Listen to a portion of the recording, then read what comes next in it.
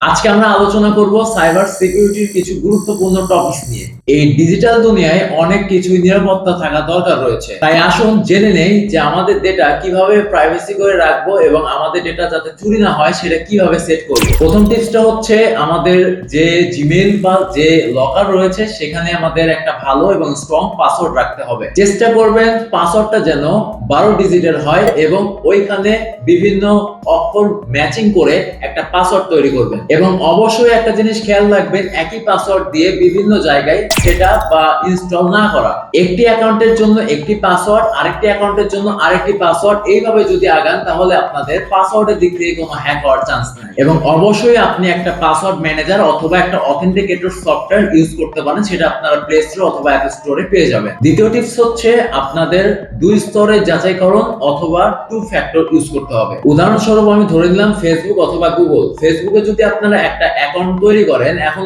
ওই ফেসবুক অ্যাকাউন্টে যদি কেউ লগ ইন করতে যায়, যদি আপনি টু স্টেপ ফ্যাক্টর বা ওই অথেন্টিকেশন সফটওয়্যারটা দিয়ে যদি লক করে রাখেন, তাহলে আপনার ফোনে আগে একটা কোড আসবে, ওই কোডটা আপনি ওনাকে দিবেন, দেন আপনাকে লগ ইন করতে পারবেন। এবং এই জিনিসটা আপনার অ্যাকাউন্টকে রীতিমতো খুব ভালোভাবে সিকিউর করে রাখতে পারে। তৃতীয় টিপস হচ্ছে ফিশিং ইমেইল বা ফিশিং জিমেইল সম্পর্কে আপনাদের জানতে হবে বা এই বিষয়ে একটা ছোটখাটো ধারণা থাকা দরকার। আপনাদের ছোট একটা উদাহরণ স্বরূপ করে আমি আপনাদের বুঝাই দিচ্ছি। সেটা হচ্ছে, সাপোজ ধরেন আপনার ফেসবুক থেকে একটা লোভের কারণে আপনাকে একটা লিংক পাঠাইলো, এখন আপনি ওই লিংকের মধ্যে ঢুকলেন, অ্যাকাউন্টে ইনফরমেশন দিলেন আর আপনার অ্যাকাউন্টটা হ্যাক হয়ে গেল। এই বিষয়টাই হচ্ছে ফিশিং ইমেইল। সো অবশ্যই এই জিনিসটা আপনাদের মাথায় রাখতে হবে যে যেখান থেকে আপনার মেলটা আসছে, জিমেইলে হতে পারে অথবা ফেসবুকে হতে পারে, সেই জিনিসটা প্রেরকের ঠিকানা, ডিটেইলস, ইনফরমেশন এগুলো ভালোভাবে জেনে দেন ওইখানে আপনি অ্যাপ্লাই করেন আর ঢোকেন, সেটা আপনার ব্যাপার। 4 নম্বর টিপস হচ্ছে আপনার যে সফটওয়্যার রয়েছে এই সফটওয়্যারগুলোকে খুব তাড়াতাড়ি আপডেট করতে পারেন এবং চাইলে আপনারা ওই আপডেটটা অটো করে রাখতে পারেন। এই অটো আপডেটের ফলে আপনার হ্যাকাররা এই সফটওয়্যারগুলোকে হ্যাক করতে পারবে না বা হ্যাক করার জন্য তারা আসেও না, কারণ তারা শুধুমাত্র যে দুর্বল সফটওয়্যার গুলো রয়েছে বা দুর্বল ভার্সন গুলো রয়েছে সেই ভার্সন গুলোতেই তারা হ্যাক করতে যায় এবং সেই হ্যাক করাগুলো খুব ইজি হয়ে যায়। যদি আমরা কথা বলি পিসির অ্যান্টিভাইরাস অথবা উইন্ডোজ ডিফেন্ডার অথবা উইন্ডোজ, এইগুলো যদি আপনারা আপডেট করে রাখেন অথবা অটো আপডেট করে রাখেন, তাহলে আপনার উইন্ডোজে কোনো ম্যালেরিয়া, কোনো ভাইরাস বা কোনো হ্যাকার ঢুকতে পারবে না।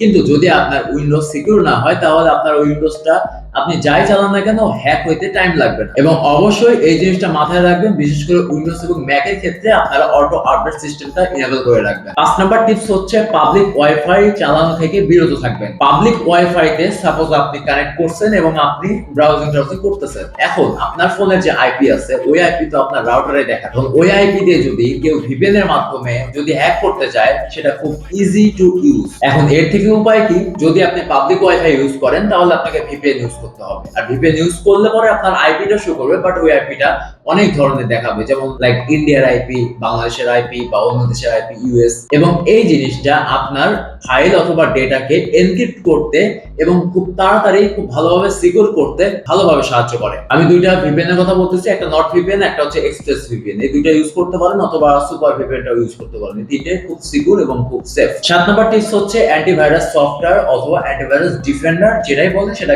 আপনাকে ইউজ করতে হবে। এটা বেশিরভাগ ক্ষেত্রে পিসি বা উইন্ডোজ ম্যাক এগুলো তো থাকে, এগুলো আপনার ফোনে ইউজ করতে হবে। এটা কেন প্রয়োজন? এখন এইটা কেন প্রয়োজন এটা অনেকেই জানেন, যে ম্যালেরিয়া বা বিভিন্ন ফাঙ্গাস বা বিভিন্ন আপনার ভাইরাস বা যেগুলো রয়েছে এইসব আপনার ফোনে ঢুকতে সাহায্য করবে না। এখন আপনি কোন সফটওয়্যার ইউজ করতে পারেন এটা তো অবশ্যই বলবে। এটা ক্ষেত্রে আপনি আপনার এখানে নট অ্যাফি পাবেন, এছাড়া নর্টন পাবেন, এছাড়া ক্যাসপারস্কাই পাবেন। এইসব বিভিন্ন অ্যান্টিভাইরাস ডিফেন্ডার রয়েছে, বিভিন্ন সফটওয়্যার রয়েছে, বিভিন্ন কোড আছে, এগুলো আপনি একটা স্ক্যান করে আপনি এই জিনিসটা সেভ থাকতে পারেন। তবে আমার সাজেস্ট থাকবে ক্যাসপারস্কাই এর একটা কার্ড পাওয়া যায় যেটা 1 ইয়ার্স লাইসেন্স থাকে, সেটা আপনাকে ইউজ করলে পরে বেটার হয় এবং এটা অনেক ক্ষেত্রে পিসিতে ইউজ করা হয়। সো এটা অবশ্যই একটা সেফ এবং সিকিউর। আপনারা চাইলেই দেখতে পারেন, দাম বেশি না, জাস্ট 500 টাকা নেবে। আপনার 500 টাকার মধ্যে আপনারা ওইটা যদি কনফিগার করে নিতে পারেন তাহলে 1 বছরের মধ্যে আপনার কোনো টেনশন নাই, বিশেষ করে অ্যান্টিভাইরাস প্লাস ম্যালেরিয়ার বিষয়ে। এই ছিল আজকের এই সাইবার সিকিউরিটির কিছু টিপসের ভিডিও। যদি ভিডিওটা ভালো লাগে, যদি আপনার ডিজিটাল লাইফকে আরো উন্নত করতে চান এবং আপনার জীবনে যদি ম্যালেরিয়া বা ডিফেন্ডার বা অ্যান্টিভাইরাস না আসতে চান, তাহলে অবশ্যই এই টিপসগুলো ফলো করার চেষ্টা করবেন। ভিডিওটা যদি ভালো লেগে থাকে তাহলে অবশ্যই লাইক, শেয়ার শেয়ার কমেন্ট করতে ভুলবেন না এবং চ্যানেল নতুন হলে মাস্ট সাবস্ক্রাইব করবেন। আর একটা টিপস যে বলছিলাম শেয়ার করতে ভুলে গেছেন বা শেয়ার করবেন না, এই জিনিসটা আপনার ফেসবুকের ক্ষেত্রে প্রযোজ্য, ইউটিউবের প্রবলেম হয় না। So no tension. দেখা হচ্ছে নেক্সট ভিডিওতে, ততক্ষণ take care and good bye.